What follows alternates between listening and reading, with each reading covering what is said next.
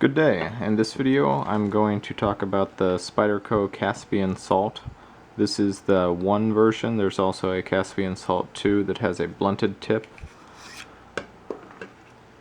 I'm including this in the Griffe series of videos because a Griffe by any other name is still a Griffe. Based on the Fred Perrin hole and the pistol-shaped grip, I can't help but see how this could be anything other than a Griffe. This is made out of H1 steel. It is a combination edge, so partly plain edge, partly spider edge, I believe Spyderco calls it. It's their serrated edge. Has a nice swedge on the top, unsharpened, and a notch here for cutting line or cord or various things along those lines.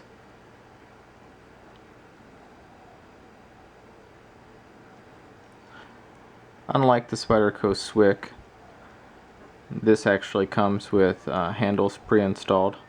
These are FRN handles, which is what Spyderco is mostly known for using. It's a fiberglass reinforced nylon. That's what FRN stands for. Has, I think these are size T6 Torx screw heads.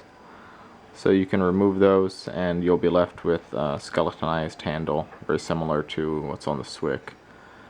I'm not going to do that in the course of the video because watching me unscrew these would not really be the most fun video to watch or to make.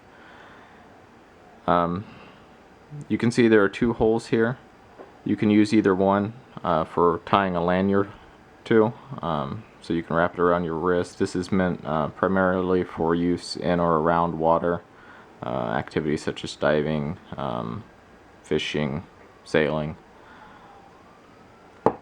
And I really think that as I talked about with the SNSM, the Griffe design is really clever design for use in and around water. You don't have to worry about dropping your knife into the water. It leaves your hands free for grabbing rope and pulling it in, you know. Anything you want to do, you're still able to grasp objects without dropping your knife or having to set it down or resheath it in the case of a fixed blade. Now, Spyderco claims that this has a blade length of 4.5 inches. I would argue with that and use the AKTI, American Knife and Tool Institute's method for measuring blade lengths, in which case I get something closer to 3 1/4 than 4.5. I'm guessing that they're basing it where the FRN stops and the bare metal begins, but I'm not gonna count a finger hole in a choil as part of the blade length. This one also, unlike the Swick, does come with a sheath. Comes with a sheath that's meant for attaching like around your leg or to part of your wetsuit, using these pieces of nylon webbing. A lot of people that are actually into diving have claimed that if Spyderco had done the research, they would have found out that, you know, elastic straps are greatly preferred to nylon webbing. It helps to keep whatever you're strapping down in place. I don't actually intend to use it that way. I might, even as a neck knife, it has 2 holes here, which would be perfect for wearing it as a neck knife, but this kind of sheath is a bit bulky for that. It does have this circular piece that goes into the Fred Perrin hole, and you have to push it down to pull out the blade. So in my last video I talked about how Sal mentioned that he didn't really like neck knives for the fact that they could potentially fall out of their Kydex sheath and, you know, hit the ground, hit the deck, hit you. Seems like they overcame that with this sheath. There's pretty much no way for this to fall and drop unintentionally. Also, it's interesting to note that with this sheath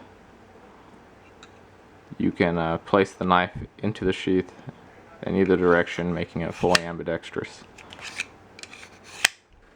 very well thought out. There's no play once it's in the sheath, even though it has, you know, kind of a lot of extra space in there. You can see here a little bit of the blade is visible through this drainage hole. That allows water to seep out of the sheath. And of course, being made of H1 steel, which instead of being impregnated with carbon is impregnated with nitrogen, makes the blade completely rust proof. There is no way to get this metal to rust, short of, you know, some sort of super scientific way. I'm sure, you know, somebody could find a way if they put their mind to it, but it's not really going to rust on you. So I'm going to do some quick size comparisons here. You might be saying, wow, this is an awfully large knife, and it is for a Griffe. It is kind of large. Definitely if you remove the FRN, that would help a lot in reducing the thickness of it. So the blade material, you know, is 1.25 inches thick. So right here, 1.25 inches thick. But in terms of size comparison, it compares very much so with the Warren Thomas Chaos. This is the only knife that kind of comes close in size, and you can see even that's overshadowed by the size of the Caspian salt. And this is in Spyderco's salt line, which is just their line of blades made out of H1 steel. Features other such knives as the Atlantic salt and the Pacific salt. And I believe most of the salt knives also come in a blunt tip option, which would be good for working around life rafts or cutting people free without, you know, poking them. Of course, I always like to compare it to the mid-tech Perrin Griffe, size-wise. And I'll compare it to the other Spyderco Griffe style blade that I have, which is the Swick 2.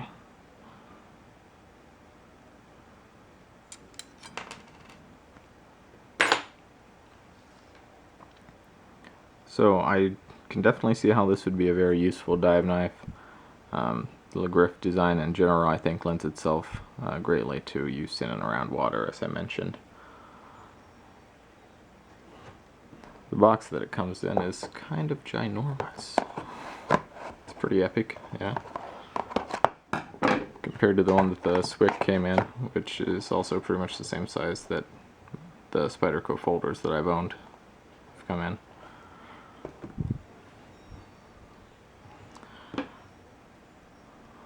Do a little bit more close-up shot.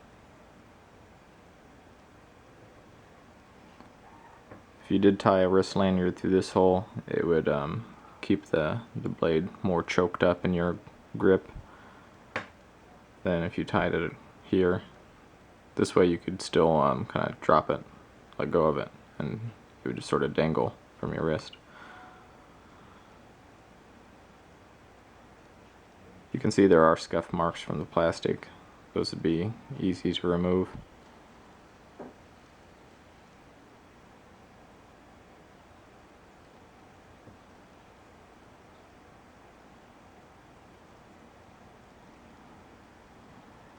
Really like this knife quite a lot.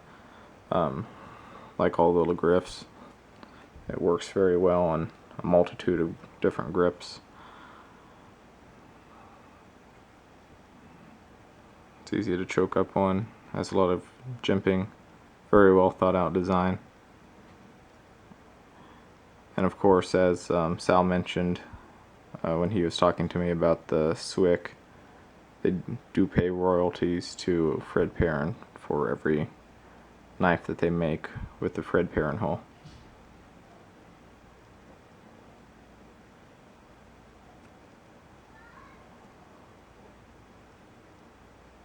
Definitely, if you can find one of these, I wasn't actually expecting to be able to find one myself, but if you can find one of these, definitely give it a shot. It's a really great knife.